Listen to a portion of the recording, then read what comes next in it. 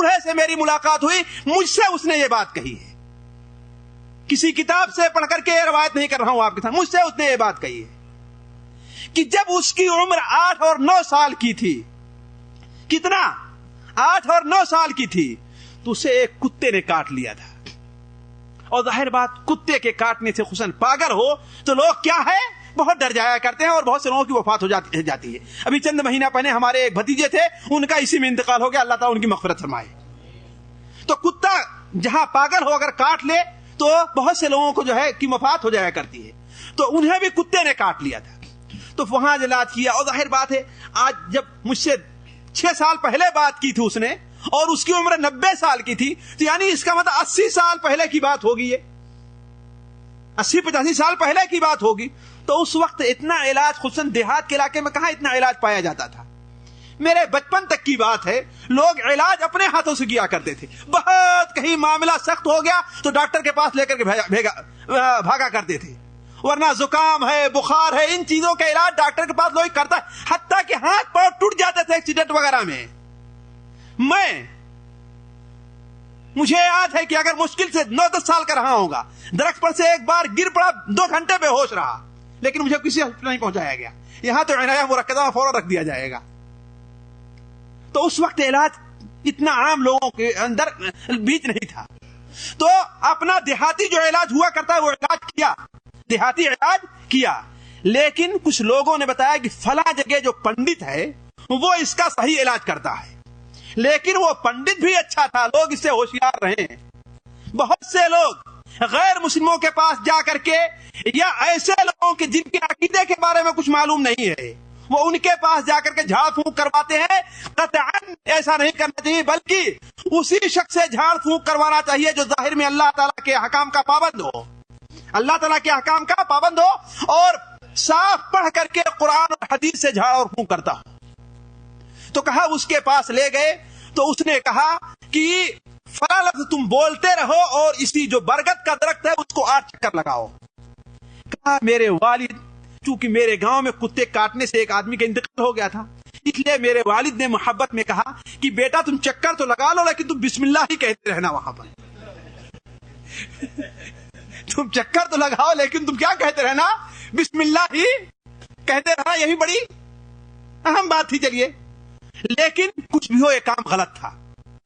اللہ کے گھر کے علاوہ کسی کا طواف نہیں کیا جائے گا. کسی دوسری جگہ کا طواف کرنا, کسی بزرگ کو طواف کرنا ہو, کسی بزرگ کی قبر کو طواف کرنا ہو, کسی مسجد کا طواف کرنا ہو, بیت اللہ شریف کو چھوڑ کر کے کسی دوسرے گھر کا طواف کرنا جائز نہیں, بلکہ کفر ہے اور شرک ہے. تو اس بوڑھے توبہ تو کر لی تھی, لیکن 80 سال کے بعد کہنے لگا کہ مجھے نہیں یاد ہے کہ ہم نے کوئی اتنا بڑا گناہ کیا ہو جس پر اللہ تعالیٰ میری گرفت کرے. البتہ مجھ سے ایک گناہ اس وقت ہو گیا تھا, اور بڈھا رو پڑا. بڈھا اپنی اس غلطی کے اوپر رو پڑا اور کہا پتہ نہیں اللہ تعالیٰ میری اس غلطی کو معاف کرتا ہے معاف نہیں کرتا.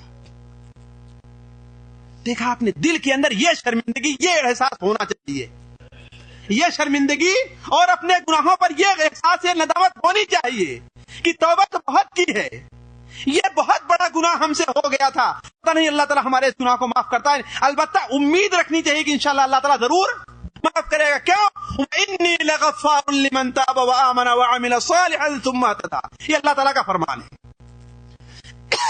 تو عرض کرنے کا مقصد یہ ہے کہ توبہ کے اندر یہ تمام چیزیں مد نظر رکھنی چاہیے.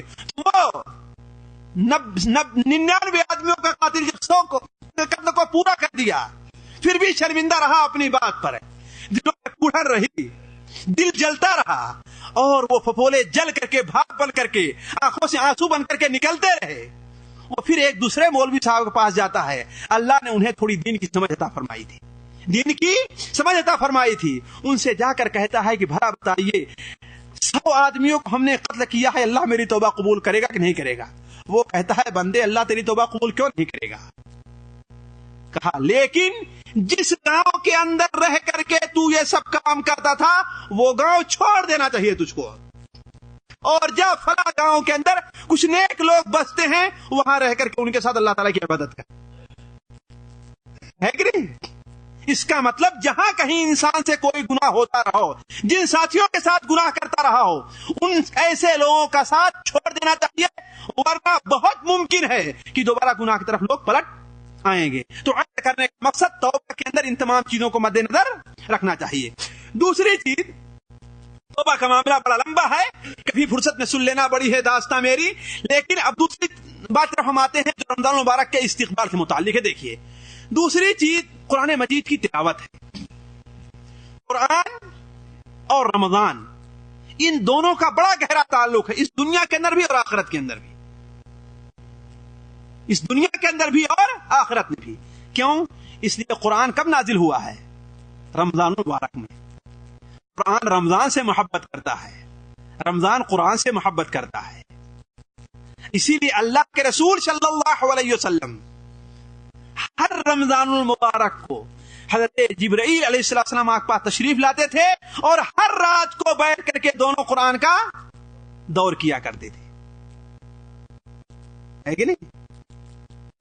اور پورے رمضان یہ دور چلتا تھا۔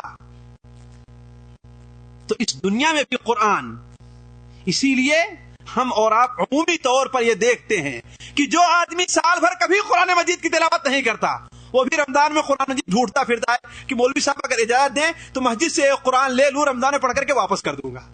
ارے بڑے بدبختو، ایک خرید کر کے لے آؤ جو سالوں سال قرآن پڑھو، صرف رمضان میں قرآن کیوں پڑھتے ہو؟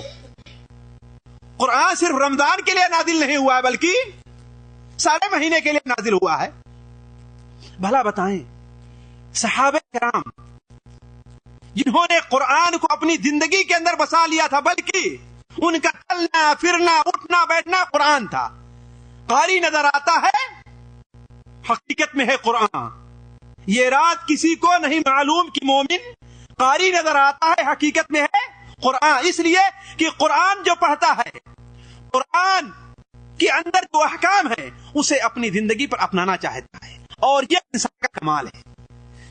تلاوت کر لینا، آج ہندو اور پنڈت بھی رامائن اور گیتا اور وید کی تلاوت کرتا رہتا ہے، اور اگر ہم بھی صرف اسی طریقے سے قرآن کی تلاوت کرتے رہیں تو کیا ہے؟ دوستو واللہ قرآن کی قدر ہم نے نہیں پہچانی۔ قرآن ایک ایسی کتاب ہے جو آج سے 1400 سال پہلے نازل ہوئی ہے، اور آج بھی لوگوں کو چیلنج کر رہی ہے کہ ہے کوئی جو مجھے دوسری کتاب لا کر کے پیش کر دے۔ اور آج بھی قرآن کا اعجاز اور قرآن کا معجزہ اسی طریقے پر قائم ہے جس طریقے سے آج سے 1400 سال پہلے قائم تھا، کہ ایک سخت سے سخت دشمن نبی صلی اللہ علیہ وسلم کا جو ہوتا تھا وہ ایک قسم کھا لیتا تھا، جس طریقے سے مطعم ابن عدی نہیں، ہمارے خیال سے جبیل ابن نفیر ہے، میرے سے نام بھول ہو رہی ہے، انہوں نے قسم کھا لی تھی کہ اللہ کے رسول کوئی فرمان نہیں سنیں گے، لیکن ایک بار حرم شریف میں داخل ہوئے، اپنے کانوں کے اندر روئی رکھے ہوئے تھے، ٹھوس لیا تھا تاکہ ان کی بات سنائی نہ دے، لیکن اللہ تعالیٰ کو منظور تھا۔ آپ صلی اللہ علیہ وسلم مقام ابراہیم کے پاس خانہ کعبہ میں کھڑے ہو کر کے سورہ اقتربت الساعۃ وانشق القمر والطور وکتاب مسطور کی تلاوت کر رہے تھے، والطور وکتاب مسطور کی تلاوت کر رہے تھے۔ اور آپ صلی اللہ علیہ وسلم جب اس آیت پر پہنچتے ہیں کہ دوسرا رکوع کہاں سے شروع ہوتا ہے شیخ؟ کس آیت سے؟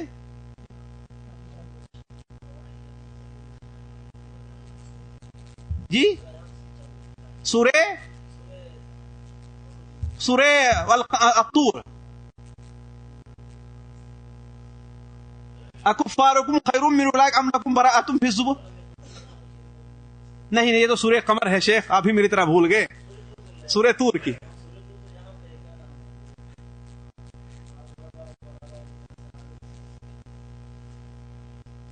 انا كنا من قبل انه هو البر الرحیم فذكر فما انت بنعمت ربك بكاهن ولا مجنون ام يقولون شاعر نتربص به ريب المنون۔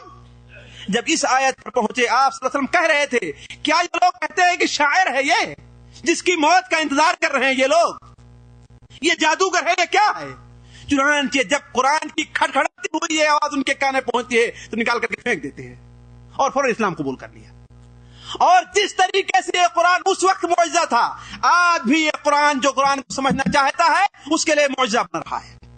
ابھی چند مہینہ پہلے کی بات ہے، بات دوسری طرف چلی جا رہی ہے، لیکن چونکہ عبادت ہے اس کے اندر، اور ہمارے اور آپ کے لیے ایک دعوت ہے کہ ہم اور آپ بھی قرآن کو ایسے ہی پڑھنا شروع کریں. ورنہ آج قرآن انسان پڑھنے لگے تو اس امت مسلمہ کے اندر جتنا شرک و بدعت گھس آیا ہے سارا کا سارا نکل جائے گا. چنانچہ ایک امریکن عورت نے اسلام